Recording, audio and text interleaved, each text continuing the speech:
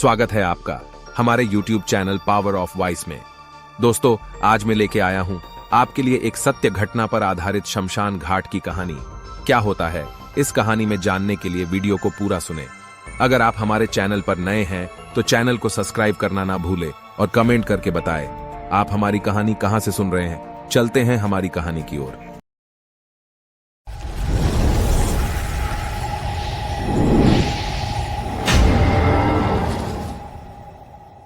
नमस्कार, मेरा नाम मदन लाल है और मैं हरिद्वार के श्मशान घाट में 32 सालों से काम कर रहा हूं।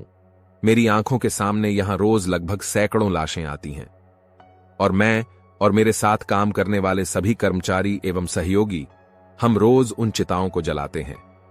मैं भी अक्सर हर रोज लगभग 10 से 12 चिता चलाता हूं, पर मेरे साथ एक दिन कुछ ऐसा हुआ कि मैं आज उस दिन को याद करके सहम जाता हूं। अक्सर हम लोग चिताओं में आग लगाते हैं और जब चिता चल जाती है तो सभी चिताओं की राख एक साथ सफाई करते समय झाड़ू से गंगा में गिरा दिया करते हैं। पर एक दिन श्मशान घाट में एक डेड बॉडी को लेकर उसके परिजन आए। मैंने और मेरे साथी समीर ने उनके परिजनों को कहा, लकड़ी ले आओ और लाश को गंगा जल से नहलाकर इधर रख दो। उस डेड बॉडी के सभी परिजन लकड़ी लेने गए हुए थे। बस उनके साथ का एक ही व्यक्ति उस लाश के साथ था। बात ही बात में मैंने उसे पूछा, ये किसकी बॉडी है?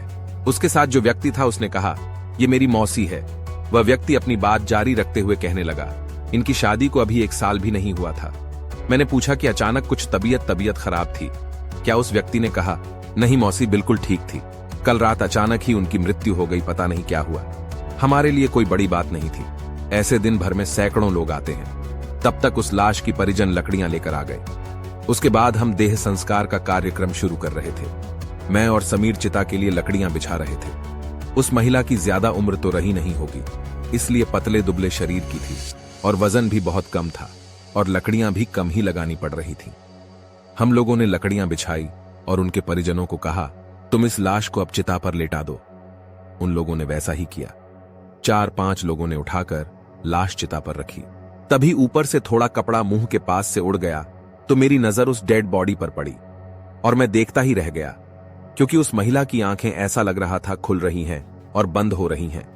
मानो ऐसा लग रहा था कि आंखें लप लप हो रही हो और ऐसा लग रहा था कि शायद आंखों से आंसू भी निकल रहे हैं।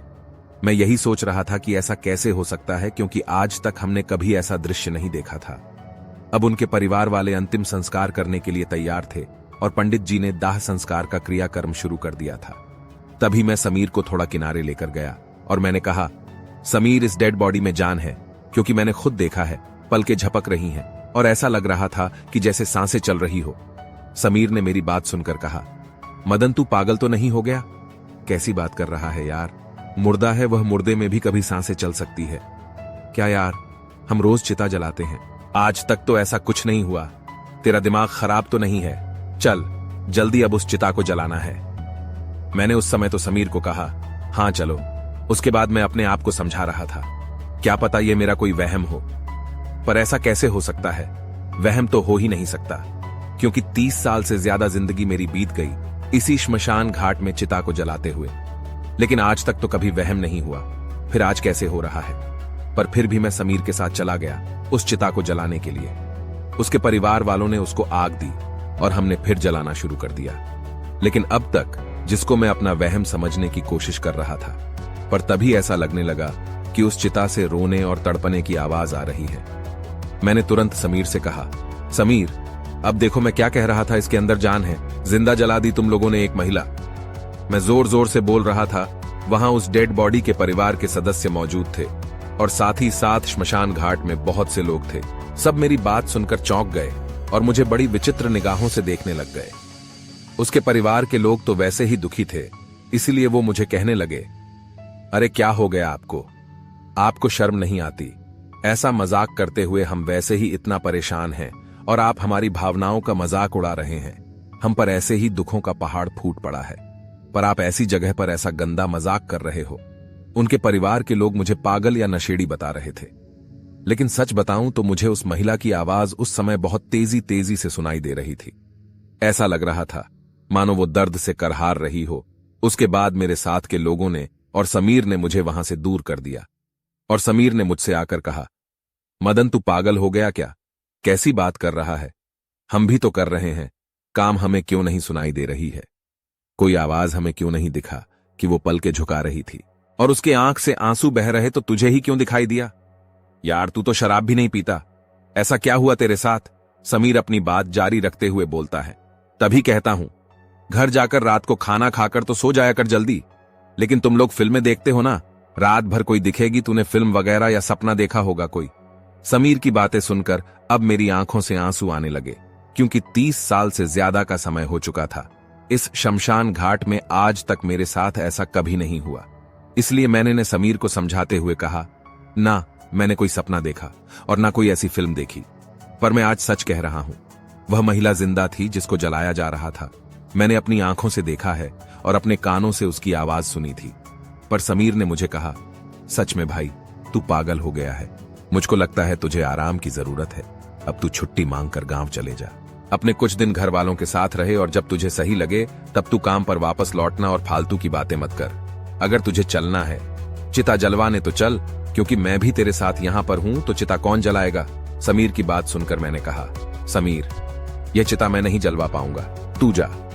उसके समीर वहां से गया और श्मशान घाट के ही एक दूसरे व्यक्ति के साथ मिलकर उसने उस चिता को जलाया। चिता जली, अंतिम संस्कार पूरा हुआ और उस डेड बॉडी के परिवार के सभी लोग गंगा स्नान करके अपने घर जा चुके थे। लगभग शाम के 7:30 बज रहे होंगे। मैं अभी भी एकांत में बैठा हुआ था। तभी मेरे पास समीर और उस चिता का अंतिम संस्कार करवा रहे पंडित जी मेरे पास आए। पंडित जी ने मुझसे कहा, हां भाई, अब उतर गया तेरे ऊपर उस महिला की चिता का बुखार कि नहीं? उस समय तू वहां पागलों जैसी बात कर रहा था। तू इतने सालों से यहां चिता जलाता है क्या? आज तक कभी ऐसा हुआ कि कोई मुर्दा चिता के अंदर से चीखने चिल्लाने लगे? वह सब लोग तेरा मजाक उड़ा रहे थे या फिर तुझे पागल कहना चाह रहे थे? पंडित जी की बात सुनकर मैंने कहा, मैंने जो देखा है वह बिल्कुल सही है, क्योंकि मुझे उसकी आंखों से आंसू बहते हुए दिखे थे और मैंने देखा कि जब उसको चिता पर लिटाया जा रहा था तब उस महिला की पलकें झपक रही थी। मैं मानने को तैयार नहीं था कि वो मेरा कोई वहम है। तब पंडित जी ने मेरी बात को थोड़ा गंभीरता से लें और कहा, ना तू उस महिला को जानता है, ना तूने कभी उसे देखा, तो फिर तेरे साथ ऐसा क्यों हो सकता है? तब मैंने पंडित जी से कहा, यही तो बताना चाह रहा हूं मैं, मुझे ही क्यों उसकी चीखने की और रोने की आवाज सुनाई दी और आप में से किसी को नहीं? पंडित जी ने फिर मुझे कहा, फिर एक काम करना, तुम अब 15 या 20 दिन की छुट्टी लेकर अपने घर चले जाओ। तुमने काफी समय से छुट्टी भी नहीं ली और लगातार काम कर रहे हो। थोड़ा आराम करना, फिर काम पर वापस आना। चलो अब साफ सफाई करवा दो, अब टाइम खत्म हो गया है। मैंने पंडित जी कहा, हाँ ठीक है, क्योंकि श्मशान घाट में 8 बजे के बाद कोई भी चिता नहीं चलाई जाती। 8 बजे सब साफ सफाई करके घर चले जाते हैं और हम लोगों को सुबह 7 बजे यहाँ वापस आना होता है। उसके बाद हम काम पूरा करके अपने अपने घर चले गए। मेरे घर में सिर्फ अकेला ही रहता था, बाकी सब परिवार के लोग हमारे गांव में रहते हैं। आज घर आकर मैंने नहाया धोया और सीधा बिस्तर में जाकर बैठ गया। अक्सर मैं घर आकर पहले खाना बनाता था, फिर खाना खाकर घर वालों से फोन पर थोड़ी बातचीत करके लेटता था। पर आज मेरे साथ दिन में जो घटना घटी थी उसकी वजह से मेरा मन आज थोड़ा बेचैन था। इसलिए मैं आज श्मशान घाट के ढाबे पर ही खाना खाकर आया था और घर आकर नहा कर बिस्तर पर लेट गया। अभी बिस्तर पर लेटे हुए बस मैं यही सोच रहा था कि आज यह क्या हुआ मेरे साथ। मैं अपने आप को यही कह रहा था कि वह जिंदा थी, पर अगर वह जिंदा थी तो सिर्फ मुझे ही क्यों पता चल रहा था? वहां तो बाकी बहुत सारे लोग थे, उन्हें क्यों नहीं कुछ भी पता चला? सिर्फ मुझे ही क्यों रोने की आवाज आ रही थी, बाकी को क्यों नहीं आई? इसी उधेड़बुन में मैं लेटे लेटे मेरी आंखें लग गईं, पर अचानक मेरी आंखें खुलीं और मैं उठा, क्योंकि मुझे ऐसा लगा कि कोई दरवाजा खटखटा रहा है। मेरा एक ही कमरा है जो मैंने किराए पर ले रखा था। मैं नींद में ही उठा। मैंने सोचा कि क्या पता किराएदार में से कोई होगा, कोई जरूरत हो किसी काम की। यही सब सोचते हुए मैंने दरवाजा खोला, लेकिन मुझे बाहर कोई दिखाई नहीं दिया। अंधेरा था। मैंने इधर उधर देखा, मुझे फिर कोई भी नजर नहीं आया। मैंने बाहर की लाइट ऑन करी, पर कोई होता तभी तो दिखता। मुझे लगा क्या पता ऐसे ही कोई होगा जो दरवाजे को खटखटा कर चला गया होगा। मैं जैसे ही वापस अंदर जा रहा था तब मुझे ऐसा लगा कि जैसे कोई मेरे पीछे खड़ा है। मैं तुरंत पीछे घुमा, पर पीछे कोई नहीं था। मैं दिन भर से वैसे ही परेशान था, इसलिए मैं ज्यादा ना सोचते हुए जैसे ही दरवाजा बंद करा तो मुझे ऐसा लगा कि बाहर कोई चल रहा हो। किसी के पायल की आवाज आ रही थी। ऐसा लग रहा था कोई मेरे कमरे के दरवाजे पर ही खड़ा हो और इधर उधर टहल रहा है। पायल और चूड़ियों की आवाज बड़ी तेज तेज से आ रही थी। मैंने तुरंत दरवाजा खोला और लाइट जलाई तो मैंने देखा, लेकिन बाहर कोई भी नहीं था। यह मेरा वहम है क्या, मैंने यही सोचा, पर वह वहम कैसे हो सकता है। मैं अपने पूरे होशो हवास में खड़ा हूं। मैं यही सब सोच रहा था कि अब चाहे कोई भी हो, मुझे क्या। गुस्से में मैं अंदर आ गया और मैंने अपना दरवाजा बंद कर दिया, लाइट का बटन ऑफ किया और फिर जाकर अपने बिस्तर में लेट गया। लगभग 15 मिनट बाद फिर ऐसा लगा कि कोई दरवाजा बड़ी जोर जोर से खटखटा रहा है। अब की बार खटखटाने की आवाज बड़ी तेज तेज आ रही थी और ऐसा लग रहा था कि कोई आवाज भी मार रहा है। आवाज साफ साफ समझ में तो नहीं आ रही थी, लेकिन इतना था कि वह कह रही थी, मदन दरवाजा खोलो, मदन दरवाजा खोलो जल्दी। मैं उठा, दरवाजे तक गया तो साफ लग रहा था कि बाहर कोई है और दरवाजा खटखटाकर मुझे आवाज मार रहा है। मैंने सोचा अब तो पक्का मकान मालकिन ही होगी, इसलिए मैंने फिर तुरंत दरवाजा खोल दिया। लेकिन मेरी आंखें फटी की फटी रह गईं, क्योंकि अभी भी बाहर कोई नहीं था। बाहर इस रात में पूरा सन्नाटा पड़ा हुआ था, लेकिन फिर भी मैंने बगल के कमरे में मकान मालिक को आवाज मारी और दरवाजा खटखटाया। उन्होंने दरवाजा खोला और नींद में कहा, क्या हुआ मदन? मैंने जवाब देते हुए कहा, आंटी, आपने मुझे आवाज मारी थी क्या? आंटी ने कहा, नहीं तो मैं तो सो रही थी, बाकी लोग भी घर में सो रहे हैं, किसी ने नहीं बुलाया, क्यों, क्या हुआ? आंटी का जवाब सुनकर मैंने कहा, नहीं आंटी, मुझे ऐसा लगा कि किसी ने आवाज मारी, मुझे लगा कोई घर का होगा। आंटी ने फिर कहा, नहीं ऐसा कुछ नहीं है। ऐसा बोलकर आंटी चली गई अंदर और उन्होंने अपना दरवाजा बंद कर लिया। मैंने कहा, हाँ ऐसा ही होगा, क्या पता। मैं भी अपने कमरे में आकर अपने दरवाजा बंद कर लिया और मैं भी फिर जाकर अपने बिस्तर में लेट गया। लगभग 7 या 8 मिनट ही हुए होंगे कि ऐसा लगा जैसे कमरे के अंदर ही कोई टहल रहा हो, किसी के पायल की आवाज और चूड़ियों आ रही थी। अब मैं थोड़ा शहंशाह गया। 32 सालों से जो मैं लाशों को जला रहा था, मुझे कभी ऐसा डर नहीं लगा जैसा डर आज मुझे लग रहा था। मुझे ऐसा लग रहा था कि कोई महिला इस कमरे में है और इधर उधर टहल रही है। तभी मेरे मन में पता नहीं क्या आया और मैंने बोलना शुरू कर दिया। मैंने कहा, कौन हो तुम, कौन हो? पर ऐसा बोलने के बाद भी मुझे कोई जवाब नहीं मिला। लेकिन थोड़ी देर के बाद पायल की आवाज और चूड़ियों की आवाज जो थी वो सब बंद हो गई। उसके बाद मैं अपने बिस्तर पर ही लेटा हुआ था। तभी मुझे ऐसा महसूस हुआ कि कोई मेरे बिस्तर पर मेरे बगल में लेट गया हो। मैंने कंबल ओढ़ रखा था, तभी मुझे ऐसा लगा किसी ने मेरा कंबल दूसरी तरफ खींच लिया। मैं एकदम झटके से उठा और मैंने अपना कंबल तुरंत हटाया, लेकिन पलंग पर कोई नहीं था। मुझे लगा हो ना हो दिन वाली घटना का ही असर हो रहा है, पर ऐसे ही करते करते पता नहीं कब रात में मेरी आंख लगी और मैं सो गया। लेकिन सुबह में उस दिन थोड़ा लेट से उठा। अक्सर मैं सुबह 5 बजे उठ जाता था, नाश्ता वगैरह बनाकर खा पीकर फिर श्मशान घाट में अपने काम पर निकल जाता था। लेकिन उस दिन मैं 8 बजे तक सोया रहा, पर मुझे उस दिन काम पर तो जाना ही था, इसलिए कोई ऐसी दिक्कत नहीं थी, क्योंकि आज तो मुझे अपने गांव जाना है। कल तक मैं सोच रहा था कि नहीं, लोगों को कहने दो, पर मैं तो काम पर आऊंगा। लेकिन आज मैंने भी सोच लिया कि अब मुझे गांव जाना है।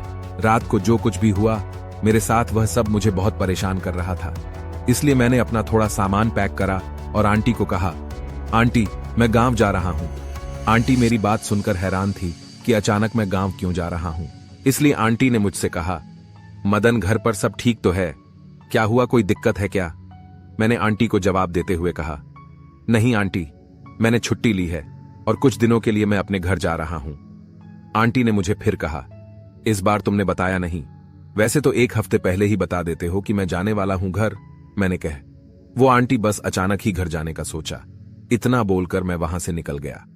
शाम के 6 बजे की ट्रेन थी, इसलिए मैंने सोचा थोड़ा जल्दी जाकर तत्काल टिकट ले लूंगा। मैं घर से सही समय पर निकला और जाकर तत्काल का टिकट लिया और ट्रेन में बैठ गया। मुझे वाराणसी जाना था। मैं ट्रेन में बैठा ही था और बाकी बहुत लोग थे। ट्रेन में रात में मैंने देखा गेट के पास एक शादीशुदा नया जोड़ा होगा शायद। वो गेट पास खड़े होकर आपस में बातचीत कर रहे थे।